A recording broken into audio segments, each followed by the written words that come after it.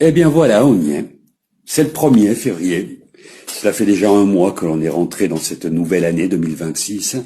Et dans certaines traditions, il est de bon ton et de bonne intention de se souhaiter une belle entrée dans le nouveau mois qui vient, comme l'entrée dans une nouvelle saison. Soyez transformés par le renouvellement de votre esprit, une parole sacrée et sacrément incomprise. La lettre tue et l'esprit vivifie. C'est pour cela que l'on fait du théâtre et que l'on y va au théâtre. Pour vivre la pensée derrière les mots. Et à la fin, on retrouve les mots dans la présence, sur la scène. Et puis ensuite, chez soi, quand on a envie de lire, Baudelaire en l'occurrence, quel bonheur. Vraiment, je vous assure, quel bonheur d'avoir pu incarner ce Baudelaire, se laisser traverser par Baudelaire, en fait. Il ne s'agissait pas de le porter, mais de se laisser emporter par son esprit. La rue, assourdissante, autour de moi, hurlait.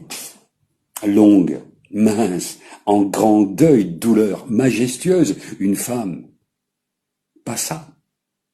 D'une main fastueuse, soulevant, balançant le feston et l'ourlet, agile et noble avec sa jambe de statue. Moi, je buvais, crispé comme un extravagant, dans son œil, ciel livide, où germe l'ouragan.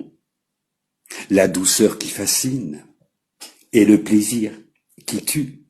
Un éclair, puis la nuit. Fugitive beauté, dont le regard m'a fait soudainement renaître, ne te verrai-je plus que dans l'éternité, ailleurs, bien loin d'ici, trop tard, jamais peut-être. Car j'ignore où tu fuis, tu ne sais où je vais, toi que j'eusse aimé, toi qui le savais. Un poème parmi tant d'autres, dans les fleurs du mal. Ces fleurs maladives incomprises, dont il ne reste plus que des cendres d'encre morte. Je disais donc que c'était un bonheur de l'avoir représenté. C'était un petit théâtre. Le public a été de plus en plus nombreux au fur et à mesure que les représentations avançaient. La dernière, la salle était vraiment comble, et en plus de ça, il y avait dans le public 2 ou 3 personnes importantes en termes de statut. Je veux dire par là des gens de la télévision que j'avais par hasard rencontrés dans la rue quelques jours avant, et qui m'ont fait l'honneur, la politesse et la gentillesse de venir et surtout de m'écrire un mail pour me dire ce qu'ils en avaient pensé, et cela m'a bien plu et m'encourage à poursuivre le chemin. Sauf que je n'ai pas de théâtre.